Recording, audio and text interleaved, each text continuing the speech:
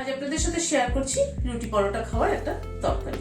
চলুন তাহলে ভিডিওটা দেখতে থাকি কি কি সবজি ব্যবহার করলাম আর কি মশলা ব্যবহার করলাম। 300 গ্রাম মতো বিনস এরকম ছোট ছোট করে কেটে নিয়েছি আর দুটো আলু এরকম ডুমো ডুমো করে কেটে নিয়েছি। খানিকটা কাবলি চানা সেদ্ধ করে নিয়েছি। কাবলি চানাটা একটুখানি স্ম্যাশ করে নিচ্ছি, জাস্ট আধ ভাঙা মতো করে নিচ্ছি। কাবলি চানাটাকে আধ ভাঙা মতো করে নিলাম। হোয়াইট অয়েল দিচ্ছি, তেলটা গরম হওয়ার পরে হাফ চামচ সাদা জিরে ফোড়ন দিলাম আর একটা কাঁচা লঙ্কা মাথাটা চিড়ে দিয়ে দিলাম। গ্যাসের ফ্লেমটাকে কমিয়ে ফোড়নটাকে আগে ক্র্যাক করিয়ে নিচ্ছি। এবার আলুটাকে প্রথমে দিয়ে দিচ্ছি। আলুটা আমি একটু বয়েল করে নিয়েছি হালকা। আলুটাকে মিনিট খানেক একটু নাড়াচাড়া করে নিলাম। এক চামচ রসুন কুচি দিয়ে দিলাম। এখানে 6-7 কোয়া মতো রসুন আছে। রসুন কুচিটাকে একটু হালকা লাল করে ভেজে নিলাম। তারপর পেঁয়াজ কুচিটা দিয়ে দিলাম। এখানে একটা বড় সাইজের পেঁয়াজ কুচি করে নিয়েছি।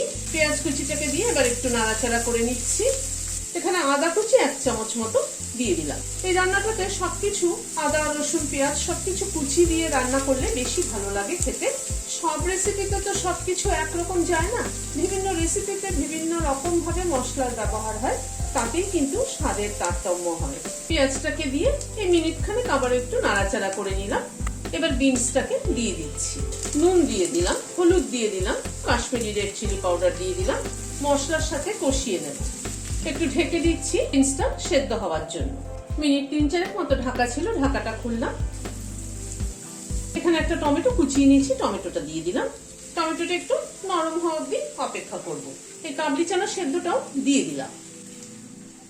আবার একটু ঢেকে দিচ্ছি টমেটোটা যাতে তাড়াতাড়ি সফট হয়ে যায়। মিনিট 2-3 কারো ঢাকা ছিল, ঢাকাটা খুলছি। টমেটোটা একটু ভেঙে ভেঙে দিচ্ছি। হাফ চামচ চিনি দিয়ে দিলাম। চিনিটাকে মিশিয়ে দিচ্ছি। আমাদের কিন্তু সবসময় দেখবেন রুটি খাবার তরকারির সমস্যা হয়। ভাত কিন্তু মাছের ঝোল দিয়ে খাওয়া হয়ে যায়, ডাল দিয়ে খাওয়া হয়ে যায়, কিন্তু রুটি খাওয়ার তরকারি সমস্যা হয়। একঘেয়ে খেতেও ইচ্ছে করে না, আবার কি রান্না করবো সেটাও মনে হয়। সেই জন্য এরকম একটুখানি মুখ বদলানোর মতো একটু অন্যরকম করে নিলে খেতে কিন্তু ভালো লাগে। লাস্টে 1 চামচ চানা মশলা দিয়ে দিচ্ছি। কসুরি মেথি রোস্ট করে নিয়েছি, সেটা ছড়িয়ে দিলাম। চানা মশলা আর কসুরি মেথিটাকে মিশিয়ে দিচ্ছি। এতে কিন্তু তরকারির টেস্টে পুরোটা পাল্টে যায়। কিছু কিছু ছোট ছোট জিনিস চেঞ্জ করলে কিন্তু তরকারির টেস্ট অনেক বদলে যায়। এবার গ্যাসের ফ্লেমটাকে বন্ধ করে দিচ্ছি, দিয়ে ঢেকে দিচ্ছি। Standing time 5 minute. Chana masala kasuri methi সবকিছু ফ্লেভার অ্যাবজর্ব হওয়ার জন্য। ভিডিওটি যদি ভালো লেগে থাকে তাহলে একটা লাইক এবং সাবস্ক্রাইব করার অনুরোধ রইল। আজ তাহলে এখানে শেষ করছি। নমস্কার।